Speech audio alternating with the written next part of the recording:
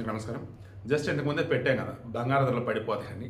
నిర్మలా సీతారామన్ చెప్పిన వర్షం ప్రకారం ఏంటి, బంగారాన్ని ఆయా దేశాలు కొనటం ఆపితే ఓన్లీ వినియోగదారులు మాత్రం ఉంటూ ఉంటే ప్రొడక్షన్ ఎక్కువ ఉంది, డిమాండ్ తక్కువ ఉంది, అప్పుడు ఆటోమేటిక్ రేట్ పడిపోద్ది అనుకున్నాం. కొంచెం అప్ అండ్ డౌన్గా ఉంటూ ఉంది. ఈరోజు ఈవినింగ్ వచ్చేసి బంగారం పడిపోయింది. 870 రూపాయలు పడింది. 24 క్యారెట్ కూడా 10 గ్రాములు 1,61,020 రూపాయలుగా ఉంది. ముందే చెప్తున్నా, ఆల్రెడీ బంగారం కొనుక్కొని ఉన్న వాళ్ళు మీరు ఇబ్బంది ఏం పడకండి, భవిష్యత్తులో పెరిగిద్ది. ఒకవేళ తగ్గినా మరలా పెరిగింది, ఇది మాత్రం గుర్తుంచుకోండి. ఇక 22 క్యారెట్ గోల్డ్ 10 గ్రాములు 800 రూపాయలు తగ్గింది, 1,47,600 రూపాయలుగా ఉంది. దాన్ని వెండి, కేజీ వెండి వచ్చేసి 29,500 రూపాయలు, 2,90,000 రూపాయలు. ఓకే, కేజీ వెండి 2,90,000 రూపాయలు.